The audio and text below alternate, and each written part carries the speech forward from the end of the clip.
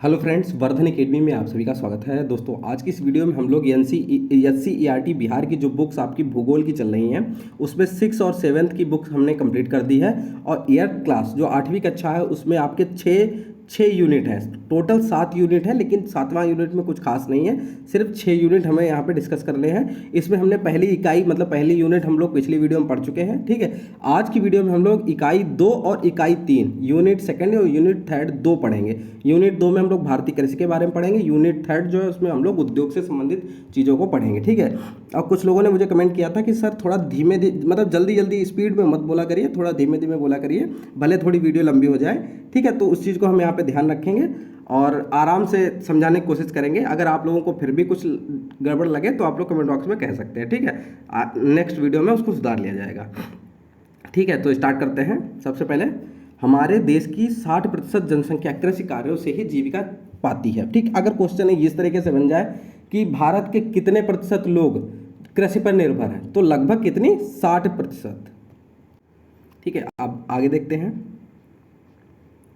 यहाँ पर देखिए, थोड़ा सा यहाँ पर मैंने यहाँ पे हाईलाइट नहीं किया, लेकिन यहाँ देख लेते हैं। सालों साल फसल उपजाते रहने से वहाँ ज़मीन की उर्वरता कम हो जाती है, तब वहाँ खेती करना छोड़ देते हैं। जंगल के किसी दूसरे हिस्से को साफ करके वहाँ खेती करने लगते हैं। इसे स्थानांतरित कृषि कहते हैं। ये मैंने क्यों बताया, क्योंकि देखिए स्थानांतरित जो कृषि है इसको विभिन्न नामों से जाना जाता है। कई बहुत सी जगह पर इन्हें झूम खेती जिसे बोला जाता है, वो स्थानांतरित कृषि को ही झूम खेती कहा जाता है। ठीक है, इसलिए मैंने यहाँ पे बता दिया। अब यहाँ पे देखिए, विश्व के अनेक भागों में झूम कृषि की जाती है, जिन्हें विभिन्न देशों में विभिन्न नामों से जाना जाता है। यहाँ से देखिए डायरेक्ट क्वेश्चन बन सकते हैं, इसलिए इसको आप लोग चाहो तो नोट कर लीजिए। जैसे वेनेजुएला में कोंको, मलेशिया में लदांग, मैक्सिको में मिल्पा और ब्राज़ील में रोका कहा जाता है झूम खेती को। ठीक, या स्थानांतरित कृषि को। आगे देखते हैं। स्थानांतरित कृषि को अलग अलग क्षेत्रों में अलग अलग नामों से जाना जाता है, जैसे असम और उत्तर पूर्वी क्षेत्रों में झूम खेती। ठीक, आंध्र प्रदेश में पोडू, उड़ीसा में पामाझवी। ठीक है, केरल के क्षेत्रों में कुमारी, राजस्थान में बालरे, हिमालय क्षेत्र में खिल तथा झारखंड में कुरुल कहा जाता है। ठीक है, तो झूम खेती के भारत में ही इतने नाम हैं अलग अलग क्षेत्रों में। आगे देखते हैं। और यहाँ पे लिखा है, एक वर्ष में एक ही खेत में अनेक फसलें उगाई जाती हैं, इसे गहन कृषि कहते हैं। मतलब एक ही साथ में एक ही खेत में अनेक फसलें उगाई जाती हैं, इन्हें क्या कहा जाता है, गहन कृषि कहते हैं। बिहार में इसी प्रकार की खेती होती है। पर्दे पर बिहार का नाम गूंजते बच्चों में, ये तो चलो कहानी की बात आगे आगे। ठीक, आधुनिक कृषि उपकरणों और बड़े पूंजी निवेशों से जब बड़े पैमाने पर फसलों का उत्पादन करते हैं, जिसकी बिक्री के लिए बड़ा बाजार उपलब्ध रहता है, तो इस प्रकार की कृषि वाणिज्यिक कृषि कहलाती है। ठीक, उत्तरी बिहार में मखाना, केला और तंबाकू खेती वाणिज्यिक कृषि के उदाहरण है। यहाँ पे थोड़ा ब्लर है, लेकिन मैंने पढ़ के बता दिया। ठीक, तो उत्तरी वाणिज्यिक कृषि के अंतर्गत क्या आता है, बिहार में मखाना, केला और तंबाकू।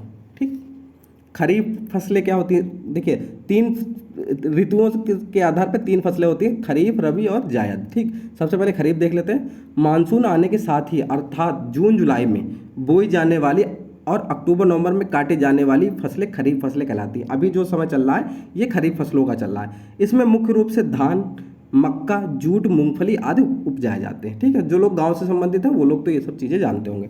रबी की फसलें, ये फसलें अक्टूबर नवंबर में बोई जाती है और मार्च अप्रैल में काट ली जाती है। इस दौरान उपजने वाली फसलों को तापमान एवं जल की आवश्यकता खरीफ की अपेक्षा कम होती है, लेकिन खुली धूप और नमी आवश्यक होती है। रबी फसलों में गेहूँ, चना, मटर, मसूर, जौ इत्यादि आती है। ठीक है, सरसों भी आपकी रबी में ही आएगी। ठीक, फिर देखिए, खरीफ और रबी के बीच अर्थात गर्मी के मौसम में जो फसलें बोई जाती हैं वो जायद कहलाती हैं। जायद फसलें कम समय में उपजने वाली फसलें हैं। इसमें मुख्यतः शीघ्र होने वाली फसलें उपजाई जाती हैं, जैसे तरबूज, ककड़ी, खीरा, सब्जियां, ये सब क्या है, जायद की फसलें हैं। अब देखिए यहाँ पर देखिए, उपयोगिता के आधार पर फसलों को 5 भागों में बांटा गया। उपयोगिता के आधार पर 5 भागों में, किन 5 भागों में, खाद्य फसलें, रेशेदार फसलें, पेय फसलें, बागवानी फसलें, व्यापारिक फसलें। ठीक, अब देखिए यहाँ पर देखिए, सबसे ज़्यादा जरूरी जो है इसमें अनाज भौगोलिक दशाओं में धान और चावल के लिए कैसी मिट्टी उपयुक्त होती है, चिकनी दोमट मिट्टी। ठीक है, तापमान बहुत मुश्किल है पूछा जाए। गेहूं के लिए दोमट मिट्टी। ठीक है, ज्वार के लिए लाल, पीली, दोमट एवं बलुई मिट्टी। बाजरा के लिए बलुई मिट्टी। ठीक है, रागी के लिए लाल नीली दोमट व बलुई मिट्टी, मक्का के लिए जलोढ़ मिट्टी। ठीक, इसका चाहो तो स्क्रीनशॉट ले लीजिए। आगे देखते हैं, रेशेदार फसलें कौन सी होती हैं?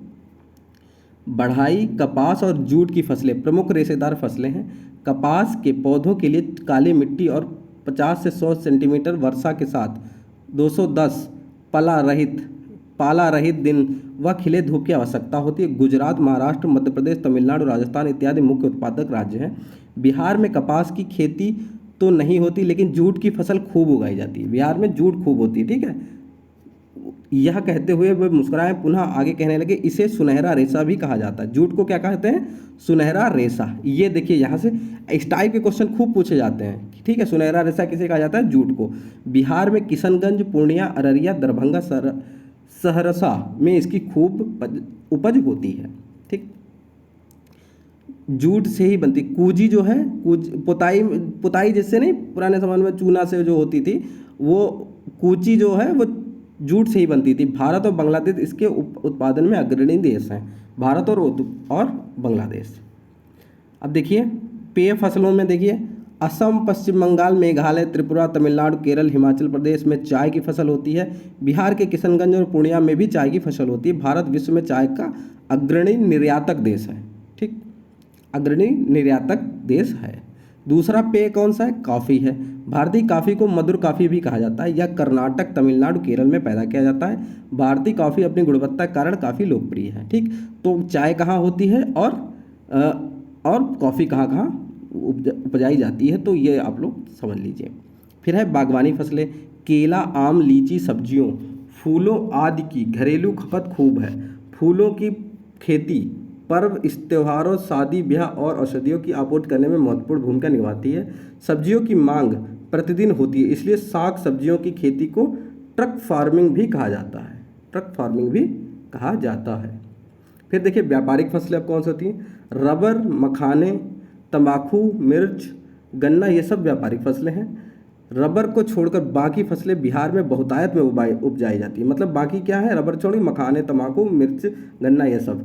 ये फसल कई उद्योगों के लिए कच्चे माल का काम करती है। बीड़ी, सिगरेट, चीनी, टायर आदि उद्योग इन्हीं फसलों पर आधारित है। बिहार में चीनी की कई मिलें हैं। यही कहानी हमारी फसलों और उनके उपयोग की इतना कहकर चुप हो गए। ठीक, आगे कृषि को प्रभावित करने वाले कारक सिर्फ हेडिंग देख लेते हैं। वर्षा पर निर्भरता। ठीक है, वर्षा तो डिपेंड करती है कि जब हम पानी चाहिए तब पानी मिलना चाहिए, और जब पानी नहीं चाहिए तब बरसेगा तो नुकसान हो जाएगा। ठीक, भूमि का असमान वितरण, ये भी मैटर करेगा। ठीक, कृषि का ऋण। ठीक, ऋण अगर ज़रूरत हो तो वो समय पे मिल जाएगा, तो उससे बहुत आसानी हो सकती है। कृषि विपणन, परंपरागत कृषि। ठीक, ये सारी कारक हैं। ठीक, आगे देखते हैं।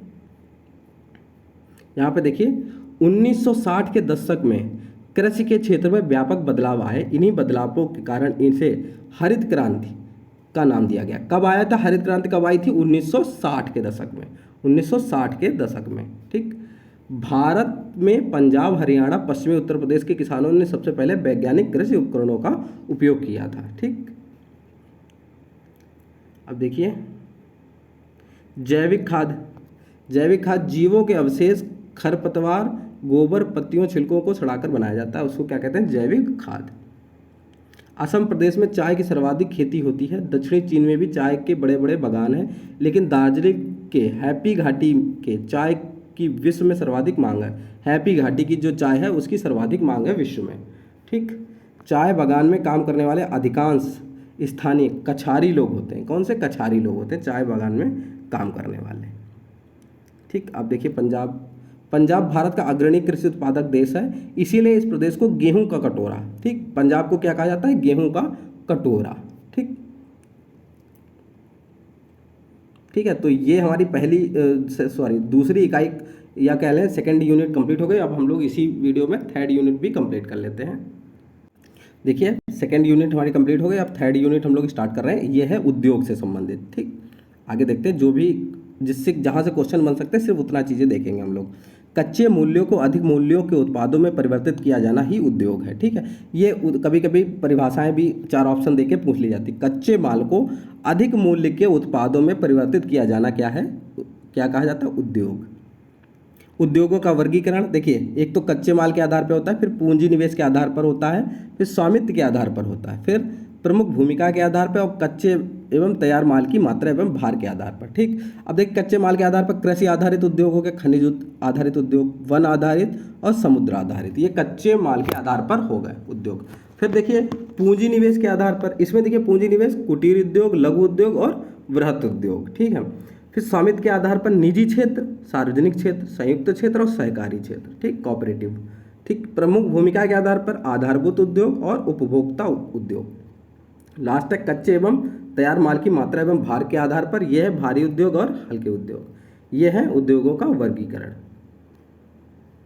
कच्चे माल के आधार पर कौन कौन से होते हैं? कृषि आधारित उद्योग। इसमें क्या होता है, इन उद्योगों में कच्चे माल के रूप में कृषि उत्पादों का उपयोग किया जाता है, जैसे वस्त्र उद्योग, खाद्य प्रसंस्करण उद्योग, पटसन उद्योग, चीनी उद्योग, वनस्पति तेल उद्योग, ये सब।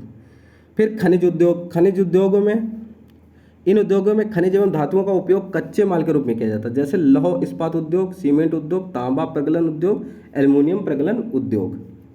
फिर है वन उद्योग। ऐसे उद्योगों में वन उत्पाद को कच्चे माल के रूप में उपयोग करते हैं, जैसे कागज उद्योग, औषधि आयुर्वेद निर्माण उद्योग, फर्नीचर उद्योग, भवन निर्माण उद्योग। ये हो गए वन पर आधारित। आयुर्वेद जड़ी बूटियों से औषधि निर्माण की विधि भी इसी में आएगी।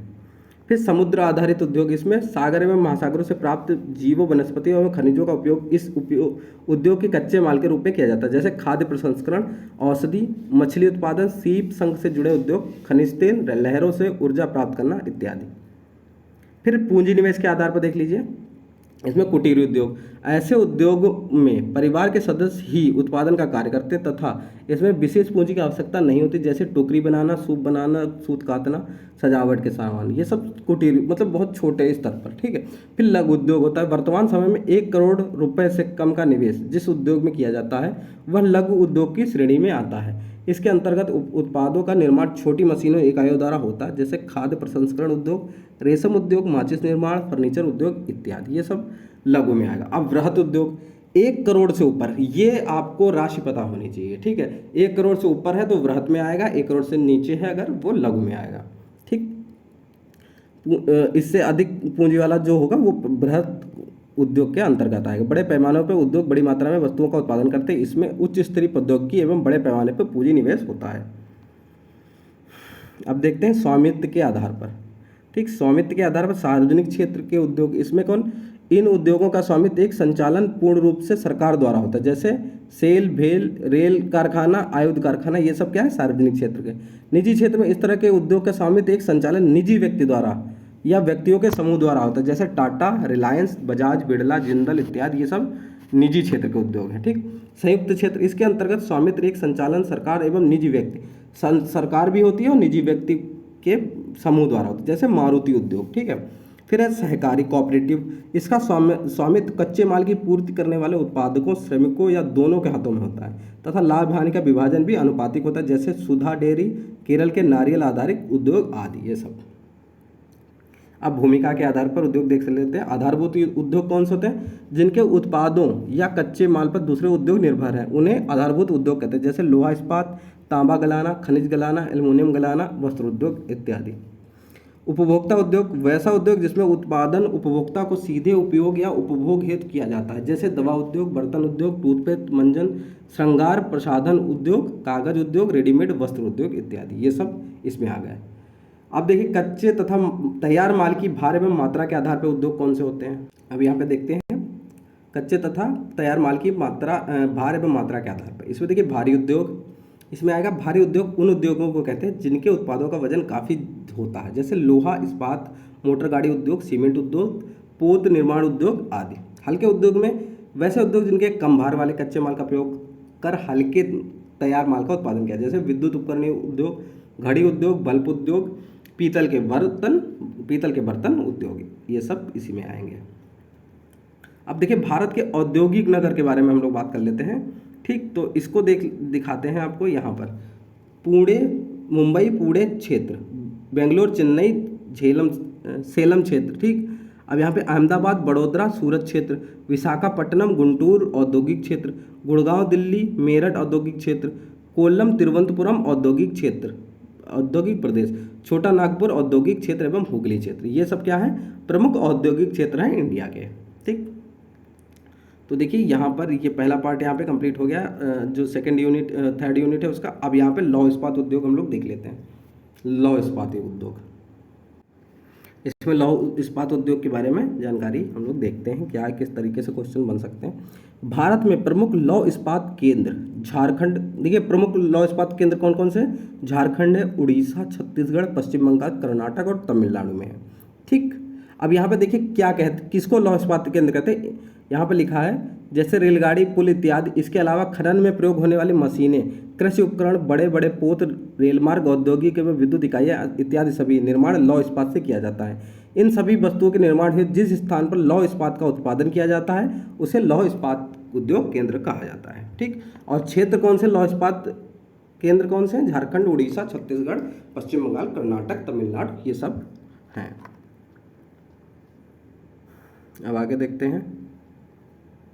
यहाँ पर देखिए भारत के प्रमुख लौह इस्पात केंद्र एवं संबंधित राज्य। अब देखिए क्वेश्चन ये पूछा जा सकता है कि बोकारो कहाँ है, या फिर निम्नलिखित में से कौन लौह इस्पात केंद्र है। 4 ऑप्शन दिए जाएंगे, 3 इसमें से एक, 3 अलग दिए जाएंगे, एक इसमें से दे दिया जाएगा, आपको टिक करना होगा। ठीक, या पूछ दिया जाएगा जमशेदपुर कहाँ है, तो झारखंड में। बोकारो कहाँ है, झारखंड में। राउरकेला कहाँ, उड़ीसा में। भिलाई छत्तीसगढ़ में। दुर्गापुर पश्चिम बंगाल। बर्नपुर पश्चिम बंगाल। विजयनगर कर्नाटक में। सेलम तमिलनाडु में। भद्रावती कर्नाटक में। ठीक, इसका स्क्रीनशॉट ले लिए, इससे उम्मीद मतलब है कि इस तरीके से क्वेश्चन आ सकता है। ठीक, भारत में छोटा नागपुर पठार के सटे क्षेत्र, ठीक, छत्तीसगढ़, उड़ीसा, पश्चिम बंगाल उच्च कोटि के लौह अयस्क तथा अच्छी गुणवत्ता वाले कोककारी, कोयला और अन्य संसाधनों से परिपूर्ण है। ठीक है, तो इधर भी लौह इस्पात उद्योग स्थापित किए गए हैं। ठीक, अब देखिए इसी प्रकार कर्नाटक में भद्रावती और विजयनगर, आंध्र प्रदेश में विशाखापत्तनम, तमिलनाडु में सेलम स्थानीय संसाधनों का उपयोग कर रहे हैं। ये सारी चीज़ें इसमें जो हमने हाईलाइट किया है इसमें दिया गया है। अब देखिए दादाजी बोले, हाँ यहाँ पे क्वेश्चन जो था वो था दादाजी क्या हमारे बिहार में भी कोई लौह इस्पात के उद्योग का केंद्र है। दादाजी ने क्या कहा यहाँ पर, अविभाजित, ठीक है, बिहार के जमशेदपुर एवं बोकारो में लौह इस्पात उद्योग केंद्र स्थित थे, परंतु अब ये केंद्र पड़ोसी राज्य झारखंड में, मतलब जब झारखंड बिहार का हिस्सा था तब थे, मतलब तब जो, क्योंकि वर्तमान में जमशेदपुर और बोकारो जो हैं वो झारखंड में है, ना कि बिहार में। ठीक, तो पहले थे अब नहीं, ये यहाँ पर इनका कहना है। ठीक, आगे देखते हैं। भारत में इस्पात बनाने का पहला कारखाना, ये भी क्वेश्चन बहुत अच्छा है, 1907 ईस्वी में सकवी नामक स्थान पर प्रसिद्ध उद्योगपति श्री जमशेदजी टाटा द्वारा लगाया गया था। यह वर्तमान में झारखंड में स्थित है। ठीक, सबसे पहले क्वेश्चन में 1907 में सकवी नामक स्थान पर जमशेदजी टाटा द्वारा लगाया गया था और वर्तमान में झारखंड में है। ठीक, आगे देखते हैं। अब देखिए लौह इस्पात संयंत्र के नाम, स्थापना कब हुई, सहायक देश और राज्य। ठीक, जैसे देखिए बोकारो जो लौह इस्पात संयंत्र है वो 1972 में सोवियत संघ, जो सोवियत रूस है उसके द्वारा, उसकी सहायता से झारखंड में है वर्तमान में। ठीक, जमशेदपुर ये 1907 में निजी है, ये झारखंड में, अभी मैंने बताया था। भिलाई जो है 1957 में, ये भी सोवियत संघ के द्वारा, ये छत्तीसगढ़ में है। ठीक है, फिर है दुर्गापुर सेल, इसमें 1959 में ब्रिटेन की सहायता से और पश्चिम बंगाल में है। केरला जो है सेल, ये जर्मनी की सहायता से उड़ीसा में लगाया गया था। सलेम जो है ये 1982 में, इसके सहायक देश नहीं है, तमिलनाडु में। विशाखापट्टनम 1972 में निजी है, आंध्र प्रदेश में। भद्रावती 1923 निजी है, ये कर्नाटक। पर्णपुर कुटी क्या है यहाँ पर, ठीक है, 1890 से 1913, ये पश्चिम बंगाल में है वर्तमान में। इसका स्क्रीनशॉट आप लोग ले सकते हैं। ठीक, इम्पॉर्टेंट है। आगे देखते हैं। सेल क्या, हाँ सेल लौह इस्पात उत्पादन के लिए यह भारत सरकार की सार्वजनिक उपक्रम है, जिसके तहत बोकारो, भिलाई, दुर्गापुर, राउरकेला, सेलम की इकाइयाँ शामिल हैं। सेल यानी steel authority of India, SAIL का फुल फॉर्म भी पूछा जा सकता है, steel authority of India limited को संक्षिप्त में सेल कहा जाता है। ठीक, अब देखिए ये पहला पार्ट इसमें कंप्लीट हो गया का। आप खा को देख लेते हैं, वस्त्र उद्योग। पहला हो गया लौह इस्पात उद्योग, फिर वस्त्र उद्योग, और एक और है इसी में, ये हमारी इकाई कंप्लीट हो जाएगी। ठीक, वस्त्र उद्योग देख लेते हैं हम लोग। अपने देश में पहला कपड़ा मिल, ठीक, वो लौह इस्पात उद्योग था, वो आपका 1907 में जमशेदजी टाटा द्वारा लगवाया गया था। ठीक है, अब ये देखिए अपने देश में पहला कपड़ा मिल 1818 में कलकत्ता में लगाई गई थी, लेकिन असल कामयाबी 1854 में मिली जब मुंबई में कपड़े की मिल लगाई गई। पहली 1818 में, और जो मुंबई में लगाई गई थी वो 1854 में। ठीक है, महाराष्ट्र, गुजरात, राजस्थान, बंगाल में अलग अलग किस्म के कपड़ों की मिलें लगी हुई हैं। मशीनों द्वारा कपास से बीज निकाले जाते हैं जिसे गिनिंग कहते हैं। ठीक है, मशीनों द्वारा, गिनिंग किसे कहते हैं? मशीनों द्वारा कपास की बीज निकालने की प्रक्रिया को गिनिंग कहते हैं। ठीक है, सूती वस्त्र उद्योग एक स्वच्छंद उद्योग है। ठीक है, ये तो ऐसे बताया। आगे देखते हैं। ठीक, अब देखिए मुख्य उद्योग कौन से? सूती वस्त्र उद्योग उत्पादन में क्या होता है? खादी और चिकन। केंद्र कौन से हैं? मुंबई, सूरत, अहमदाबाद, चेन्नई, कोयम्बटूर, लखनऊ, कानपुर। ये क्या है? खादी और चिकन के सूती वस्त्र से संबंधित। फिर ऊनी वस्त्र, इसमें उत्पादन क्या है? बाल। ठीक, लुधियाना, लेह, कानपुर और कश्मीर। ठीक, सिल्क वस्त्र, सिल्क, टसर, कांजीवरम ये उत्पाद है। भागलपुर, कर्नाटक, वाराणसी, असम, तमिलनाडु, केरल। सिले सिलाए वस्त्र में पैंट, शर्ट, सलवार, कुर्ता, पैजामा, गंजी आदि। ठीक है, ये दिल्ली और कोलकाता। आगे देखते हैं। यहाँ पे देखिए भारत के वस्त्र उद्योग के केंद्र ये सारे सब चारों तरफ दिए गए हैं। ठीक, भारत जापान को सूत निर्यात करता है। ठीक है, भारत जापान को क्या करता है? सूत निर्यात करता है। भारत में निर्मित वस्त्र संयुक्त राज्य अमेरिका, इंग्लैंड, रूस, फ्रांस, पूर्वी यूरोपीय देश, नेपाल, सिंगापुर, श्रीलंका तथा अफ्रीका के देशों को मुख्य निर्यात किए जाते हैं। रेशम वस्त्र उद्योग भागलपुर एक अध्ययन। ठीक है, इसमें थोड़ा देख लेते हैं। भागलपुर जिला पूर्वी बिहार, देखिए बिहार से संबंधित है इसलिए सही से देख ले रहे हैं। ठीक, भागलपुर जिला पूर्वी बिहार का एक महत्वपूर्ण व ऐतिहासिक शहर है जो गंगा नदी के किनारे है। तो गंगा नदी के किनारे कौन है? भागलपुर। ठीक है, ऐतिहासिक दस्तावेजों से पता चला यहाँ पूर्वी भारत में रेशमी कपड़े के व्यापार का सबसे बड़ा केंद्र था। आज भी रेशम वस्त्र बुनना यहाँ का एक पारंपरिक व्यवसाय है। यहाँ पर उत्पादित वस्त्रों की मांग न केवल स्थानीय एवं राष्ट्रीय बाजारों में है बल्कि विदेशी बाजारों में भी है। यह कर्नाटक के पश्चात भारत का दूसरा सबसे बड़ा रेशम वस्त्र उत्पादक केंद्र है। तो पहला भारत में सबसे ज़्यादा रेशम वस्त्र उत्पादक राज्य कौन सा है? कर्नाटक। दूसरे पे बिहार। ठीक, यहाँ उत्पादित रेशमी वस्त्रों को भागलपुरी सिल्क कहा जाता है। भागलपुरी सिल्क। ठीक, भागलपुर में प्राय तसर सिल्क का, टसर जिसे बोला जाता है, टसर सिल्क का उत्पादन होता है जो रेशमी वस्त्र का एक प्रकार है। रेशम का उत्पादन रेशम के कीड़ों द्वारा किया जाता है जो वास्तव में उनके शरीर से निकलने वाले रस हैं। यह रस उनके शरीर के चारों लिपटता जाता है। यह रस सूखकर उनके शरीर पर धागे की तरह चिपक जाते हैं। इन धागे लिपटे रेशम के कीड़ों को कोकून कहा जाता है जिन्हें पानी में उबालकर धागे को अलग कर लिया जाता है। ठीक, इस तरीके से रेशम निकाला जाता है। वस्त्रोद्योग का मुख्य केंद्र अहमदाबाद। अब देखिए अहमदाबाद गुजरात राज्य का अग्रणी व मुंबई के बाद देश का दूसरा सबसे महत्वपूर्ण वस्त्रोद्योग है। ठीक है, अब देखिए इसके बारे में एक ही चीज़ और देख सकते हैं, इसीलिए भारत का मैनचेस्टर किसे कहा जाता है? अहमदाबाद को। अहमदाबाद को कहा जाता है भारत का मैनचेस्टर। ठीक, अब देखिए अहमदाबाद साबरमती नदी के किनारे अवस्थित है। यहाँ राष्ट्रपिता महात्मा गांधी का प्रसिद्ध साबरमती आश्रम अवस्थित है। मतलब महात्मा गांधी जी का जो साबरमती आश्रम है वो कहाँ है? अहमदाबाद में। ठीक है, ये कहाँ? साबरमती नदी के किनारे स्थित है। देखिए ये भी हो गया। अब एक थोड़ा सा और बचा है, सूचना प्रौद्योगिकी उद्योग। बस इसको देख लेते हैं, आज की हमारी वीडियो कंप्लीट हो जाएगी। ठीक, इसमें क्या है? सूचना प्रौद्योगिकी उद्योग। ठीक, इसमें देखिए वाईफाई का फुल फॉर्म वायरलेस फिडेलिटी। ठीक है, ऐसी तार रहित प्रणाली जो क्षेत्र विशेष में किसी भी कंप्यूटर डिवाइस को इंटरनेट से जोड़ती है, इसे कहते हैं वाईफाई। ठीक, अब देखिए ईमेल इलेक्ट्रॉनिक मेल का संक्षिप्त रूप है। इसका फुल फॉर्म ईमेल का इलेक्ट्रॉनिक मेल है जिसमें संदेशों को कंप्यूटर के माध्यम से बेतार से शीघ्रता से भेजे जाते हैं। जीपीएस किसे कहते हैं? Global positioning system. जीपीएस का full form global positioning system, जिसकी सहायता से कोई भी व्यक्ति या वस्तु कहाँ है इसका पता लगाया जा सकता है। विकसित देशों में छोटे छोटे बच्चों के हाथों में जीपीएस बुक्स घड़ियाँ पहना दी जाती हैं जिससे उनके गुम होने की स्थिति में उनको खोज निकाला आसान होता है। बिहार राज्य में स्वास्थ्य समिति द्वारा संचालित जीवन रक्षक वाहन जीपीएस से युक्त है, जिससे वाहन की स्थिति नियंत्रण कक्ष के कंप्यूटर पर प्रदर्शित होती रहती है। ठीक है, आगे देखते हैं। सर ने आगे कहा कि बेंगलुरु कर्नाटक राज्य की राजधानी है जो दक्कन पठार पर अवस्थित है। ठीक है, इस शहर की जलवायु साल भर मृदु एवं नम्र रहती है।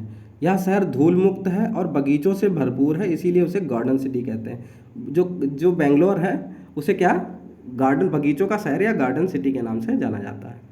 ठीक, तो इस तरीके से हमारी जो सेकेंड और थर्ड यूनिट है वो भी यहाँ पे कंप्लीट हो गए। एक और यूनिट मतलब तीन हो गई हैं, 6 हैं टोटल, तो 3 और यूनिट बची हैं, उनको एक ही वीडियो में हम कंप्लीट करवा देंगे, जिससे कि आपकी जो 8th क्लास की बुक है वो भी कंप्लीट हो जाएगी। मतलब 6 to 8 वाली ज्योग्राफी हमारी कंप्लीट हो जाएगी। अब हम हिस्ट्री को लगातार करेंगे।